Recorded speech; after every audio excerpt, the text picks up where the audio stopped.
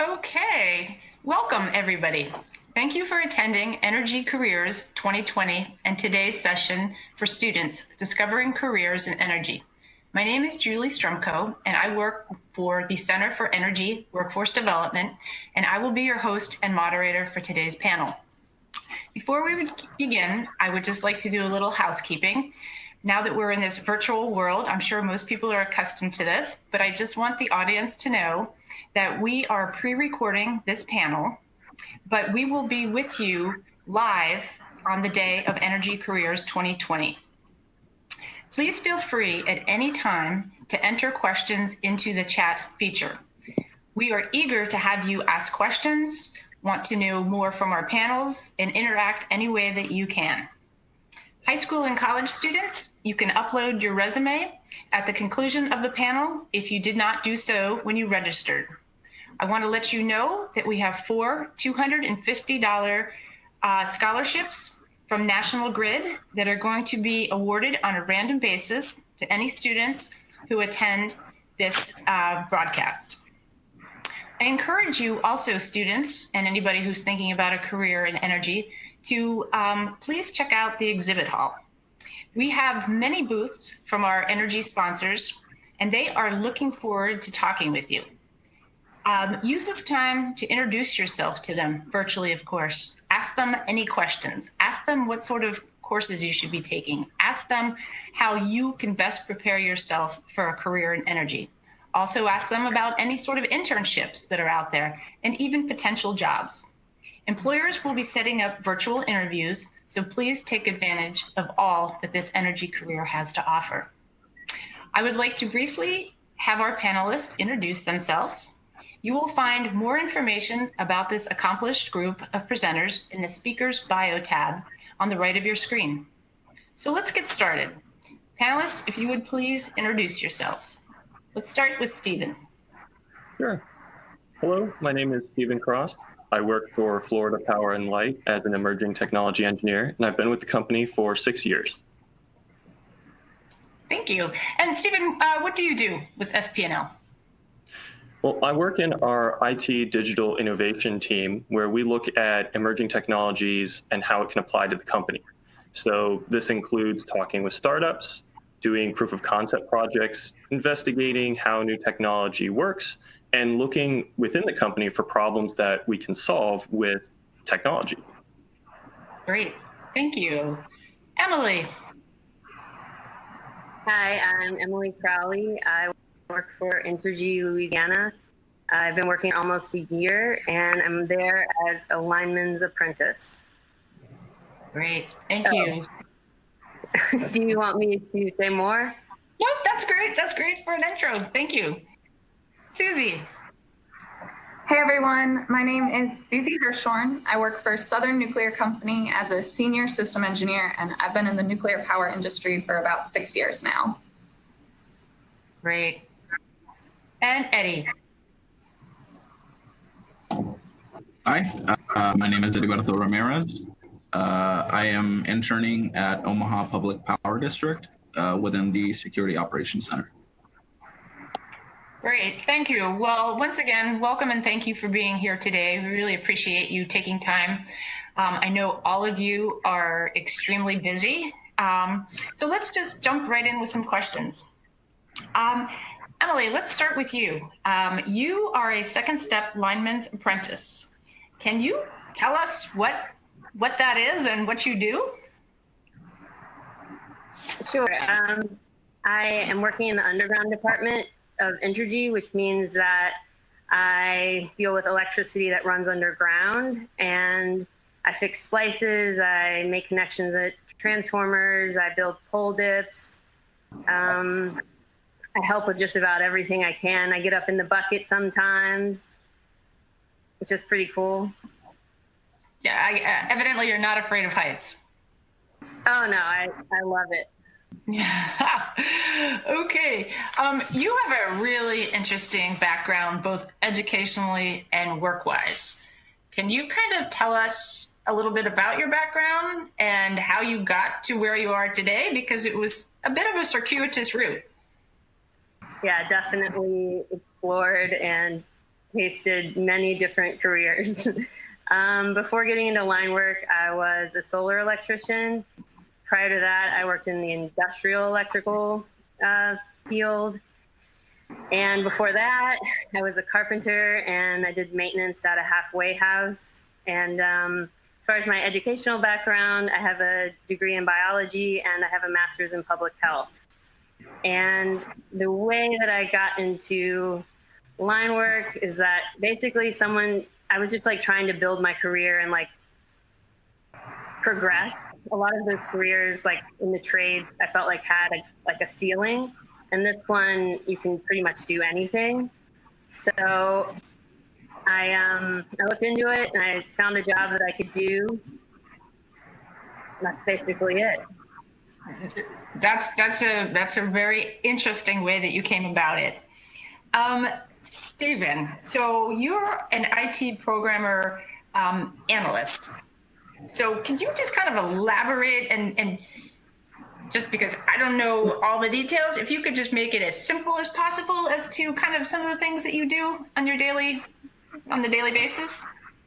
Yeah, so in HR, I'm listed as a programmer analyst. I like to say that I'm an emerging technology engineer because that describes more of what I actually do day to day. There's a lot of kind of evaluating technologies, working on proof of concept projects. Right now, we're doing a lot of work with robotics. So I've actually been designing and building a payload for one of the robots, which in basically mechatronics, electrical engineering. In the past, I've worked on programming where we looked at machine learning and how we can apply that to drone imagery. And I've also actually done drone flying and helped start our drone and robotics programs at FPL. Yeah, though that brings up a good thing, and it's kind of a good segue. It's not like your side gig, but I understand that you do some really interesting work when it comes to storms and using drones. So can you elaborate on that a bit? Sure. Everybody in the company has, of course, a storm role. Since the FPL service territory in Florida, we get hit by hurricanes rather frequently, it looks like right now. And my storm role involves managing and deploying drone teams to our staging sites. And what FPL does is set up post-storm staging sites where the restoration is managed for the local area. And as part of that deployment, we give each staging site a number of drones for aerial inspection work. And that really helps to find things and get into places that are blocked by water or debris or any other reasons that we might not be able to easily get to a location. And as part of that deployment, we have to manage a number of both internal and contractor drone teams. And that's where my role fits in for Storm, which is actually taking those contractor teams, telling them where to go, and then taking the imagery they get back and putting it into our system for analysis. That sounds kind of like you're having a lot of fun at work. I do enjoy my job, yes. Okay, you get paid to have fun. That's pretty cool. Eddie, so you work in your security operations center, and I had read something in your bio that entailed threat hunting. What does that mean?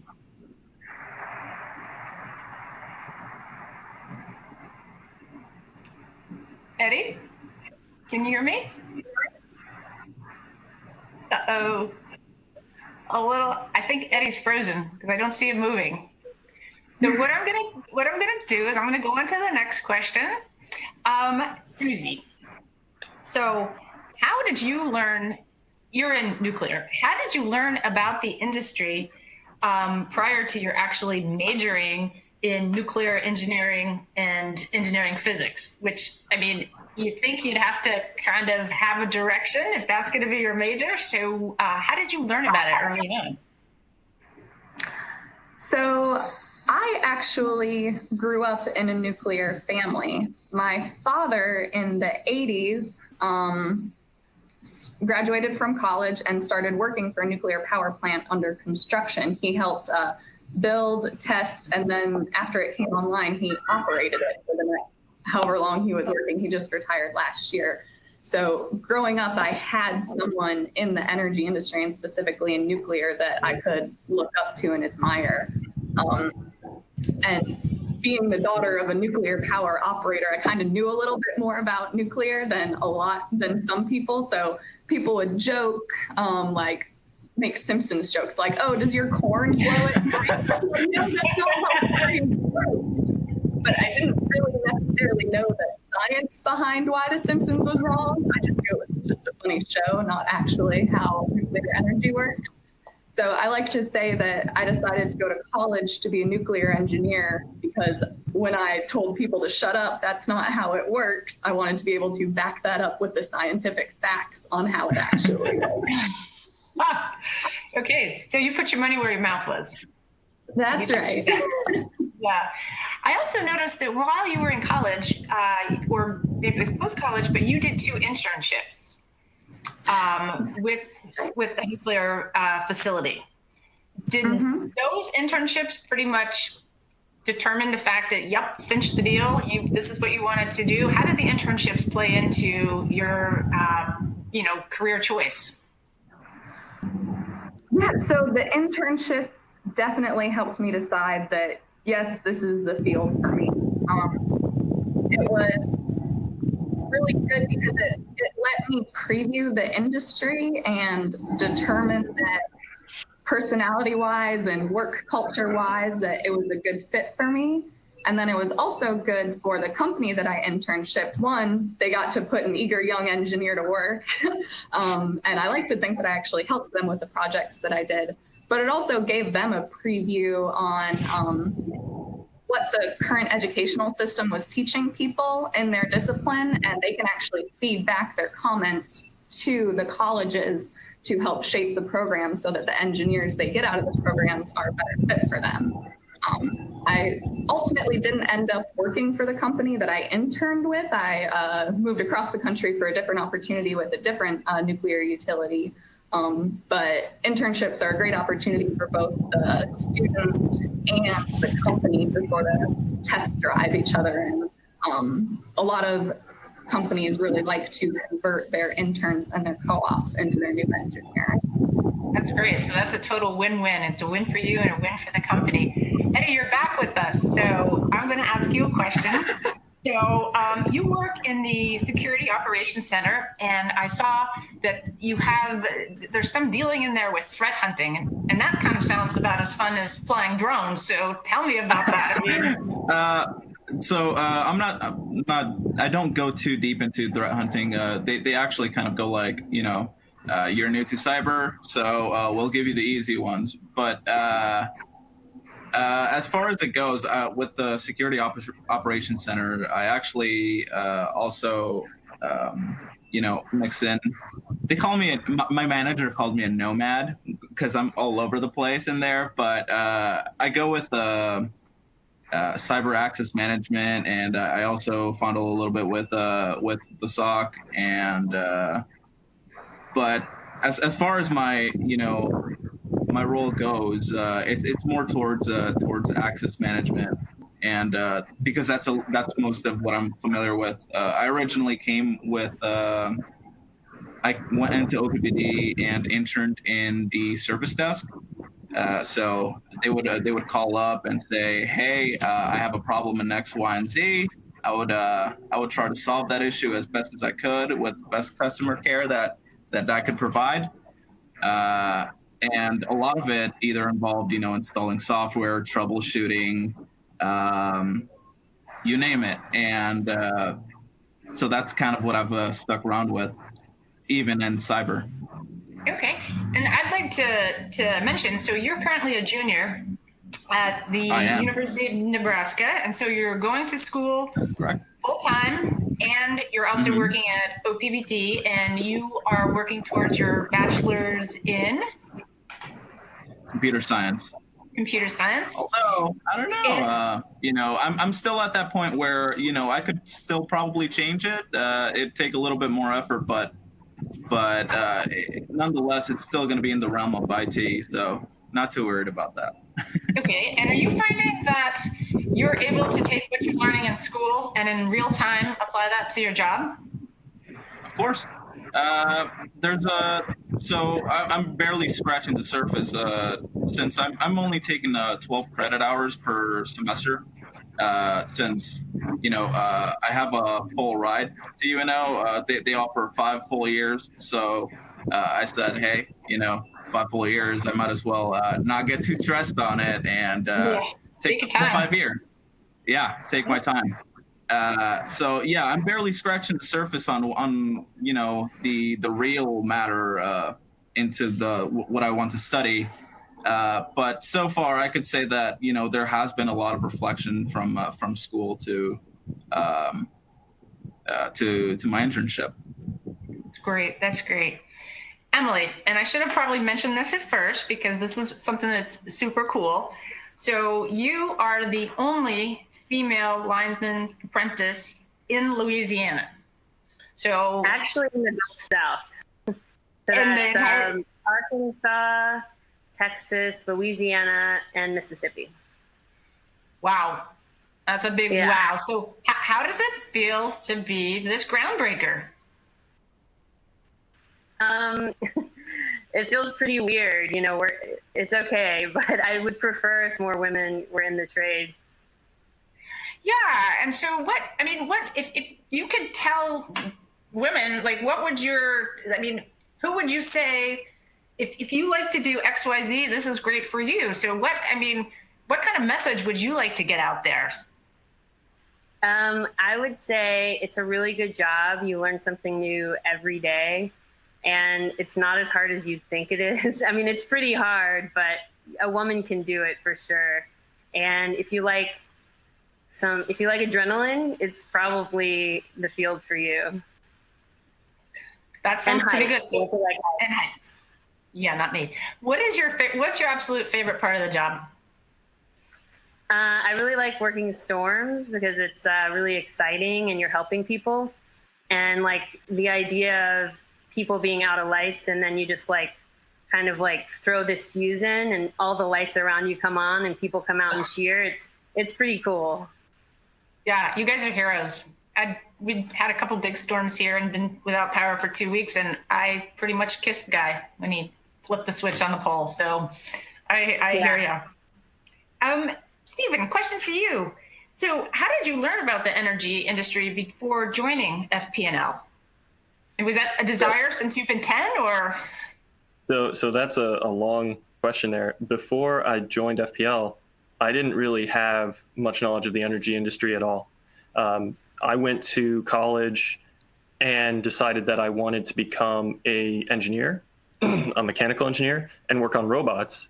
And so I went looking for companies that made robots, defense industry, factories, etc.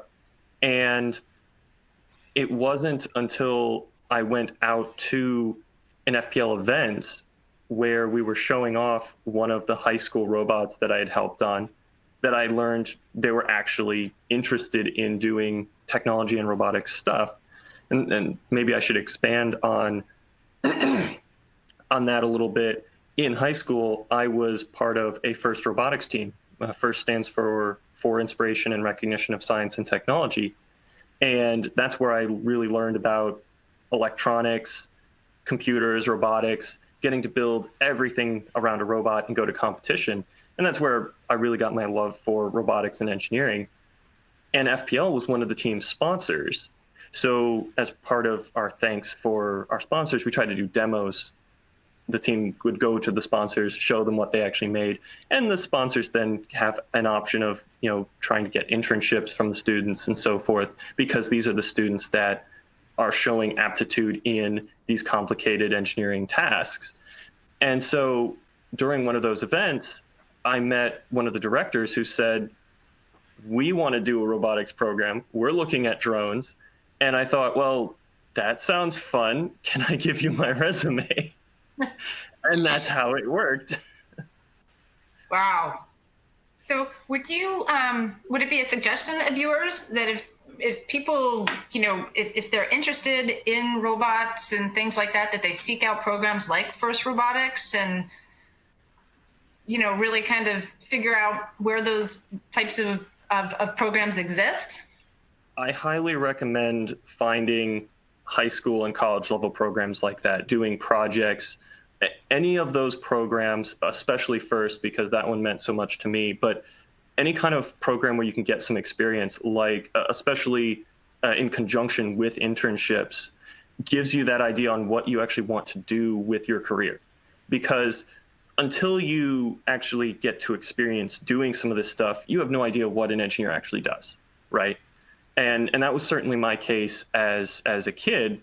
I had this kind of general concept of what engineering was, mostly related to something like automotive, which, because everybody has a car, and that's really easy to see what a mechanic does.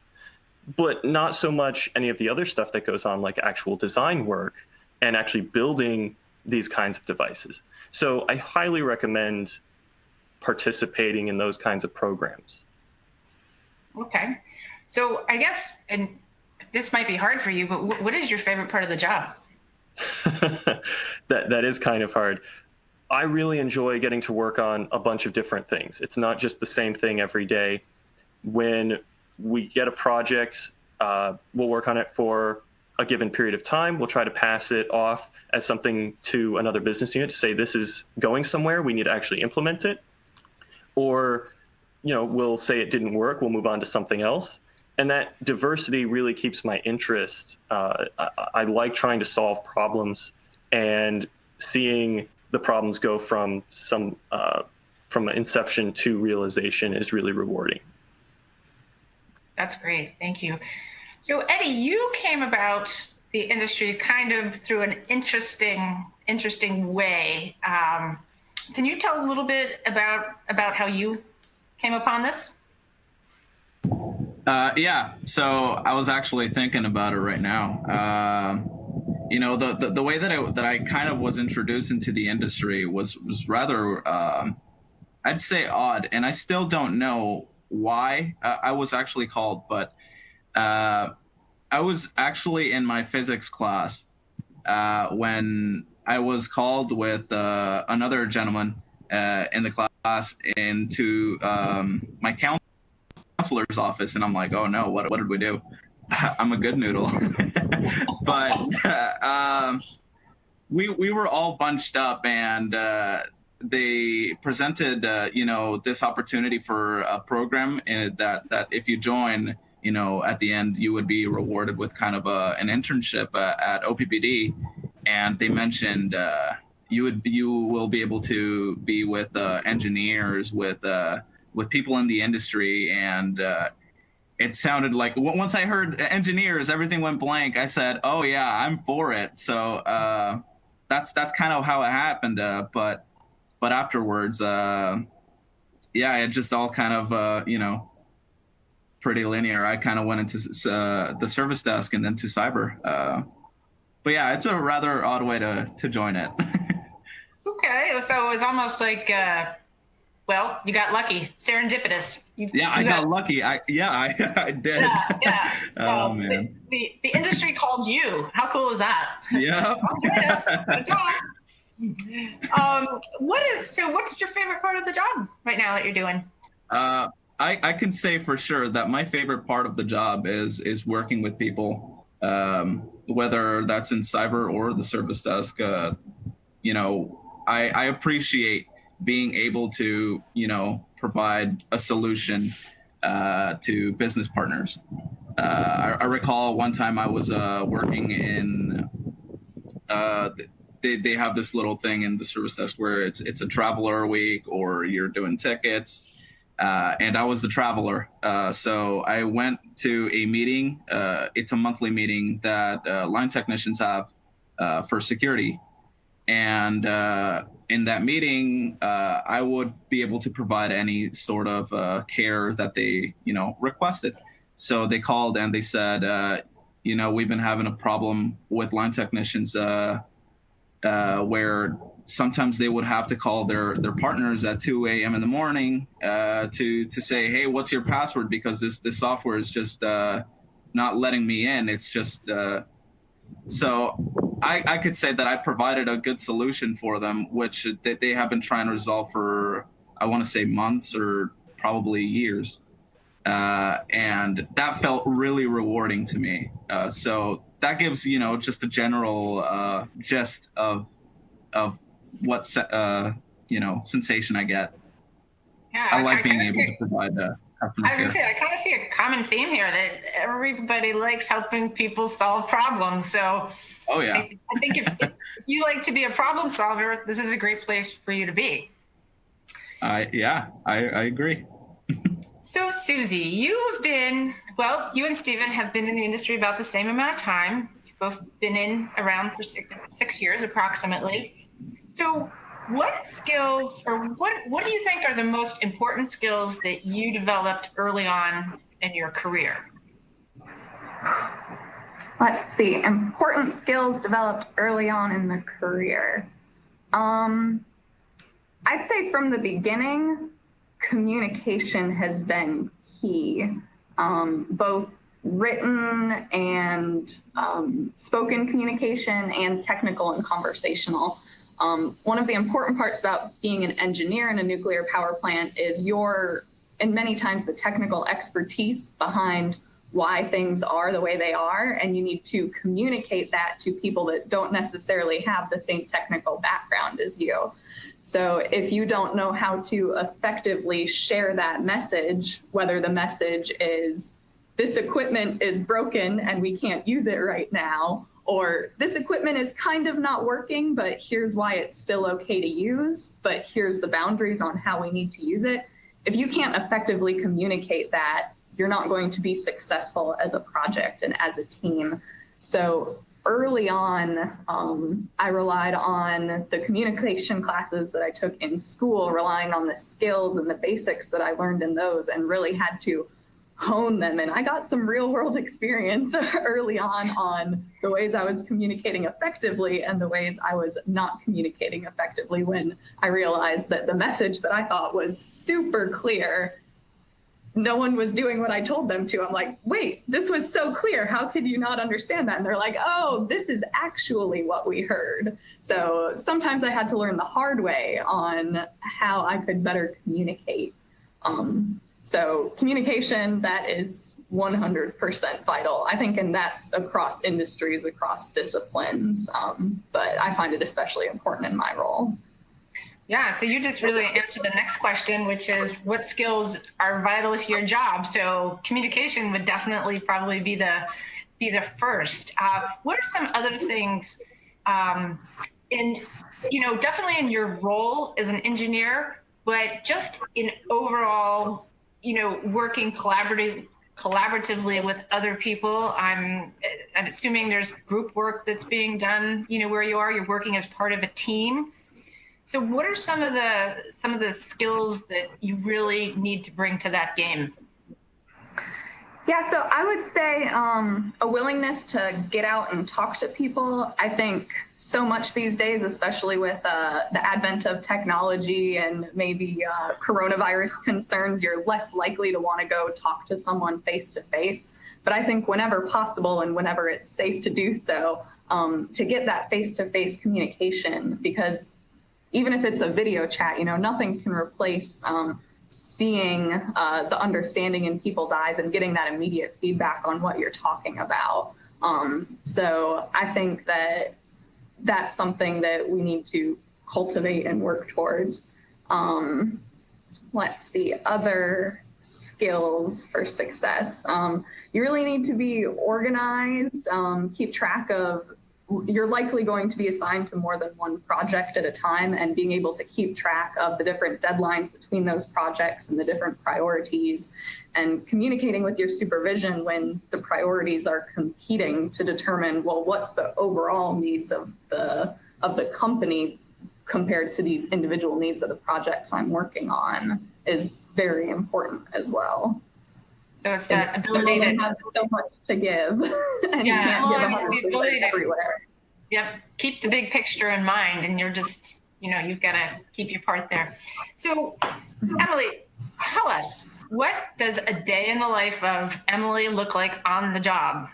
And I'm guessing probably no 2 days are ever too much the same, but just kind of give us a snapshot, because you have a super interesting, cool, outdoors, hands-on, always moving job.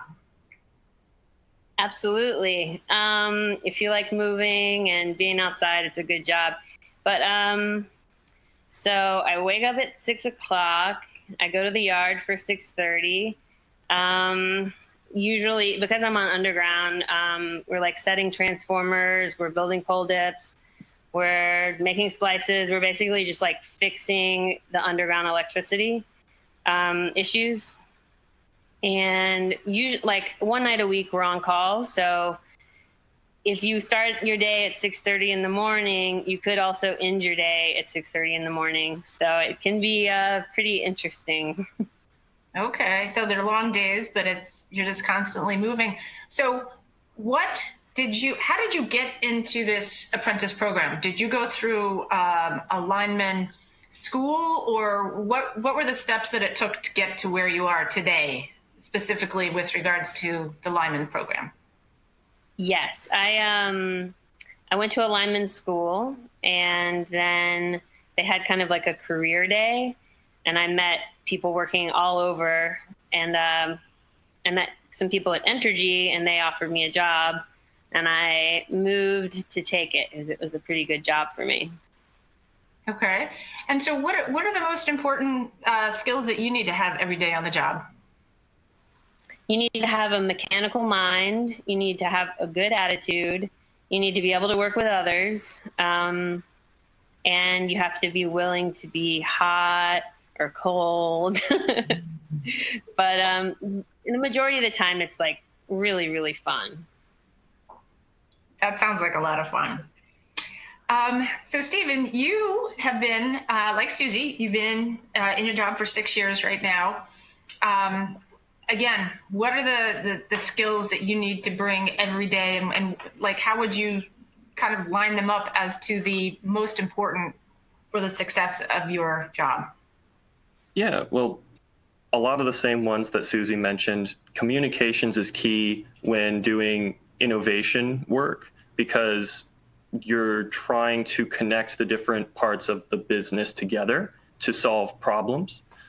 Particularly, one business unit might have run into the same problem as another business unit, and they'll each have solved it differently.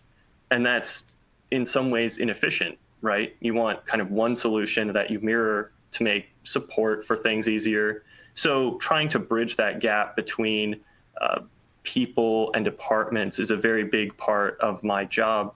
But I'd also add really the ability to continuously learn about just technology and communications and knowledge in general. I have to stay on top of new technology trends and understand how that works at both an engineering and a kind of deployment level. So there's this balancing act of understanding and learning about the business, understanding and learning about technology, and being able to combine the two in a way that brings the tech to the business. Okay. Wow. So again, common threads here: communication. Eddie, I'm going to ask you the same question. What are again top skills that you need to bring to the job to succeed every day? Top skills that you need for the job. So you need to know how to learn how to use your tools effectively. You want to be able to make use of the tech and software that you have to effectively do your job. You also kind of, like in IT, you really need to be able to move forward with new technology. I say this because it's popped up twice that people are stuck with legacy programs or software, and they're like, yeah, I don't want to go on to the new software because now I have to do my processes a little bit different. But you need to be comfortable with new and emerging technologies. Another thing is probably communication, as Susie and Stephen have said. You really need to learn how to communicate with other people, not only because, other people have said it, but because, if you're stuck, you want to be able to communicate that and solve it with your teammates. Okay, so even though all of your roles are really different, what I'm seeing, and correct me if I'm hearing this incorrectly, but nobody's an individual out there. So you might, especially in this time of COVID, be working at home, but you're still part of a greater team. And, you know, Emily, when you're in the field, you're definitely part of a team because you're not just one person out there. Generally, it's more people. So the ability to work in teams, teamwork is probably pretty important to all these roles. So that's something that people should think about. Oh, sorry, I'm having some odd pop-up right now. Hope it doesn't change anything. Go away, iCloud. Well, it's just going to stay there for a while. Susie, so what has been more valuable, do you think, and this is kind of a, I don't even know if it's a fair question or a trick question, but what has been more valuable to this point in date, your education or your experience? Oh, that is kind of a trick question. So my education got me in the door as a new engineer. For my role in my company, you need to have that technical background, and you need to have the degree from an accredited university to even be an engineer with Southern Nuclear. So I wouldn't have this job if it wasn't for my education. But basically, once I got on site, other than my education providing me like a good background base of material, I've essentially learned everything I need to know while I'm here based on the experiences that I've had in the different departments that I've worked with. So very tricky question.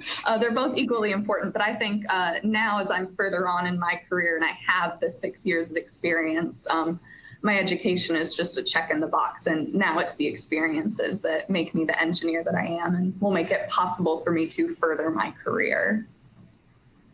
I think that's a really good answer because it was pretty much a trick question. I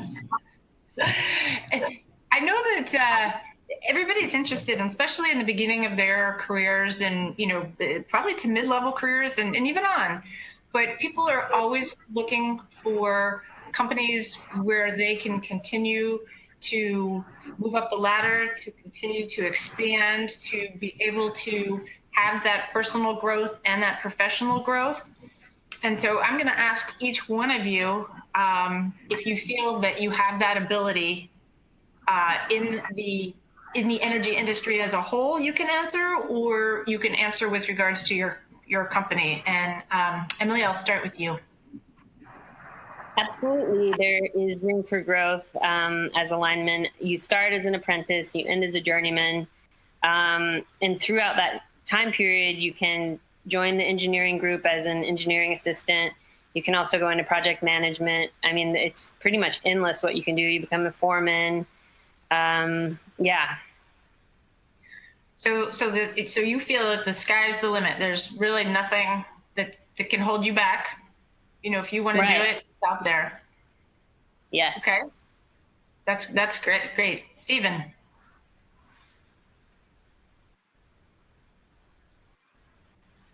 Yeah, I think there's definitely room for moving up within both FPL and the greater energy and utility business as a whole for my kind of role.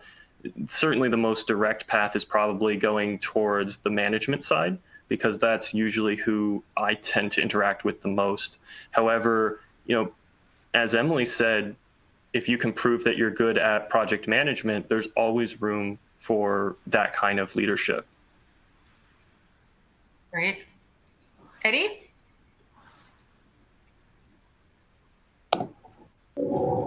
Correct me if I'm wrong, but the question was, you know, is there any room for moving up the corporate ladder? Yeah, I mean, do you feel sort of? Yeah, because I think. Oh, you go. I think especially early on in people's careers, they don't want to know that in 2 years or sometimes even in 6 months, they're going to be doing the same thing that they're doing today. They want to have that ability that as their experience increases, to have opportunities to, you know, change, to move up, what have you. You know, I don't think there's a patience ratio to be doing the same thing for the next 2 to 5 years that you're doing today? No, yeah, I think there is a really big possibility for you to move up the corporate ladder.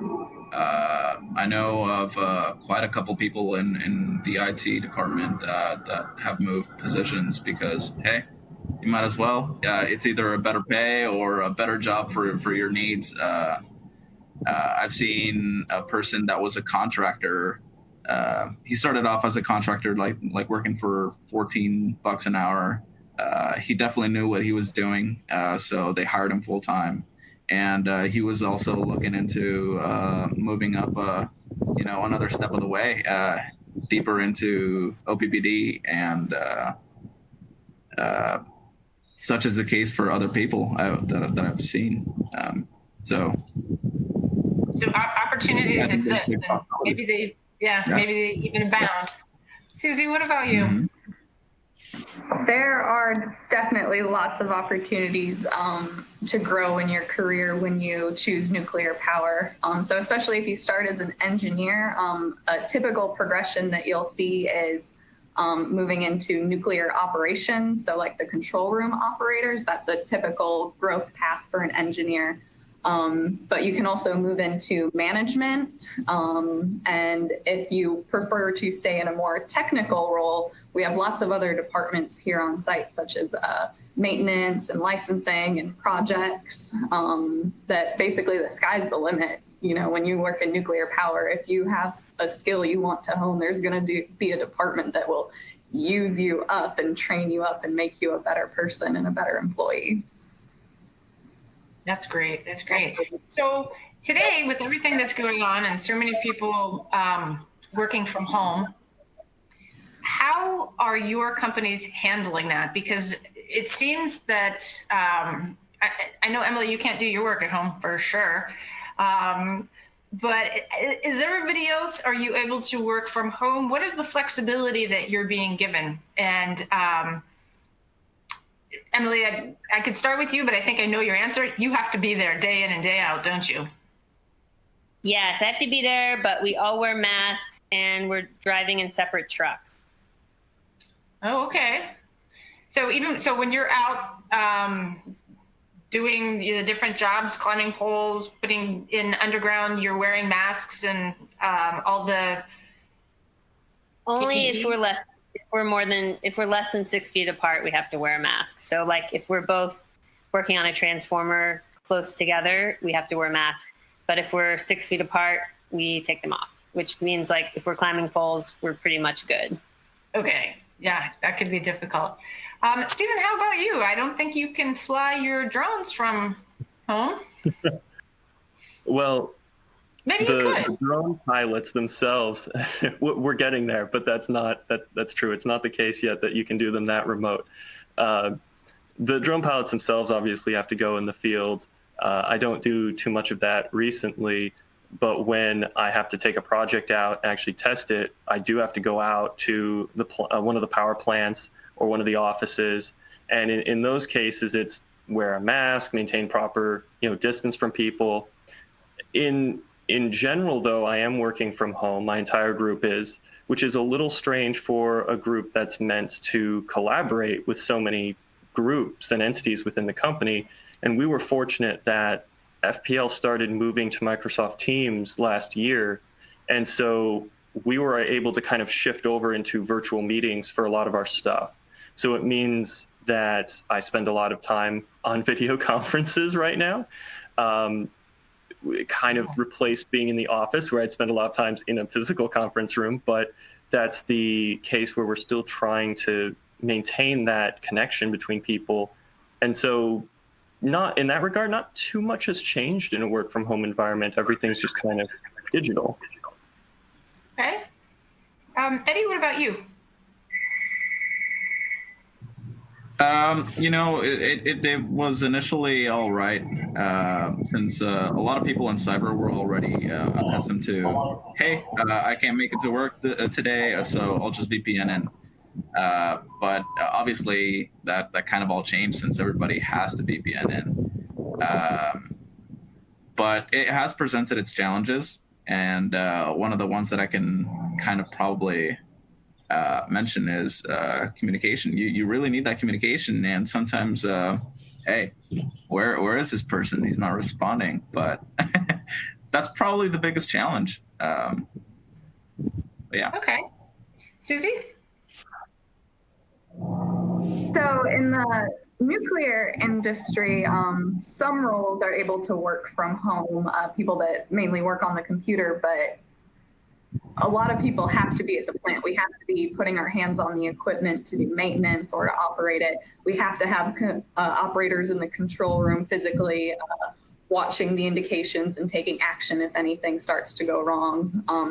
For me in system engineering, I'm at the plant every day for the most part. My company did recently, for my department, enact a policy where if your work commitments allow it, you can telecommute or work from home 1 day a week, which has been really nice. And I've definitely taken advantage of that for me and my family.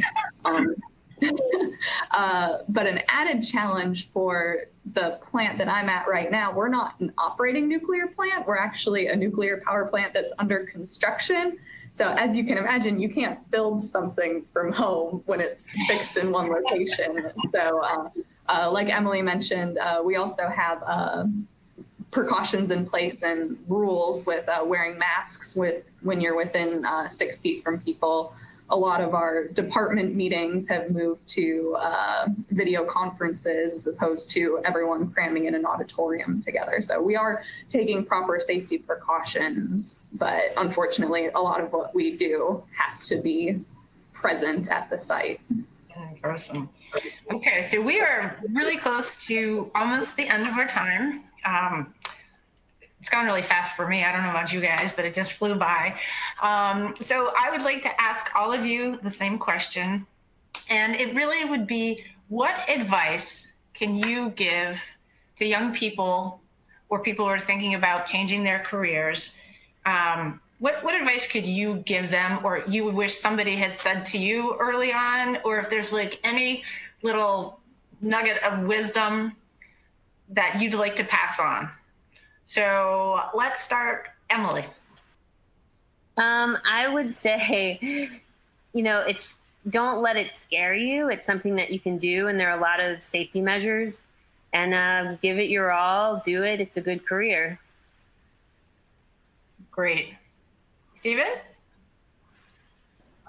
I would say try to learn as much as you can about the way the company works, right? You're in any job you have, you're only one small part of a larger company, and it's important to understand how your role fits into the bigger picture. It means that what you do is impactful to the bigger company, and that really gives you, a sense of pride in your work. It also helps with understanding business decisions and the decisions you can make and where you can go with your career if you understand how the utility actually functions. That's great. Thank you. Eddie? I'd say, be open to the change, be open to the opportunity if you have it. Because, I feel like the beginning, you'd be kind of frightened upon, thinking that, hey, I'm going to be doing this, X, Y, and Z. It seems like an overload, but definitely be open to it. It'll be less scary than it actually, is. That's great. That's great. And Susie? So my advice is ask every question that comes into your mind, no matter how basic or how silly you think it may be. Like, at the worst, someone's going to remind you of something that you forgot you knew, but at the best, you're going to be learning from someone more experienced than you. And for me now, at a career midpoint, I love getting questions from someone new because it reminds me not only of how far I've come, but sometimes it helps me realize my own gaps in knowledge. It's like, oh, I took that for granted why we do it that way. But now that you asked why, you're right, it makes absolutely no sense. We should change it and make it better. So ask every single question that comes into your head. Learn everything you can. I think those are all great words of advice. Nothing wrong with any of that. So I want to thank you, panelists, for being here today. And I want to thank everybody that has joined the session to listen in. It's really been our pleasure to share our passion and our pride with young people coming into the industry, and you guys are just great examples of what is just so perfect about the industry. So thank you very much with that. So while this session is over, I do want to let everybody know who is listening in to please continue on to the Energy Career Fair and to the exhibit halls. As I mentioned early, please do stop by, talk to our exhibitors virtually, of course. It's actually quite fun. You can really, it's an amazing little feature that we have going on there. So go in, have some fun with it, ask questions, learn as much as you can, and take this opportunity to reach out and really see what you can learn about the industry. So with that said, we have many ambassadors out there. Each company has ambassadors in their own booth who are willing to answer any questions that you may have. So take advantage of all that it has to offer, and please enjoy the rest of your time at Energy Careers 2020. Thank you very much.